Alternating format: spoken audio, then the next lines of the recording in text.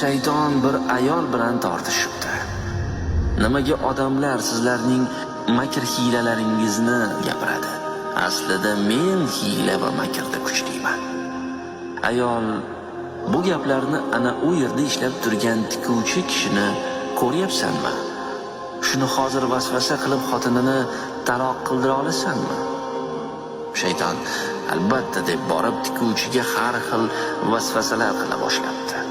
Tikuvchi xotinini juda yaxshi ko'rganligi sababli u haqda fikrlab ham ko'rmabdi. Shayton shunda noumid bo'lib qaytibdi. Keyin ayol, endi sen qarab tur.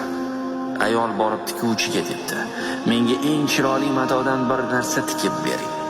O'g'lim sevishganiga sovg'a qilmoqchi. Shunda tikuvchi chiroyli qilib tikib beribdi.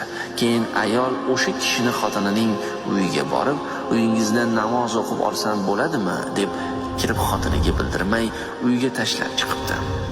Tikuvchi uyga kelib ro'molchani ko'rib, xotinini taloq qilibdi.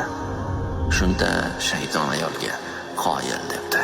Ayol shoshmay tur, endi bir gap bilan uning xotinini qaytaraman debdi. Shayton bo'lishi mumkin emas. Agar aybingni bo'yningga olsang, o'zing baloga qolasan.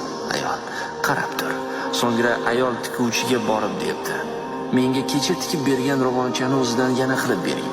Kecha bir bechora xotinnikida namoz o'qib, esimdan chiqibdi. Qaytishga uyaldim. Shunda tikuvchi xotinning aybsiz ekanini tushunib, yana qaytib olibdi. Shunda shayton aytibdi, men shogirdingizman xonim. Izoh: bu zarbul masal bo'lsa-da, haqiqati to'g'ridir. Qanchadan qancha taqvodorlar, olimlar borki, shaytonning hiyla nayranglaridan chiqib ketishi qiyin emas.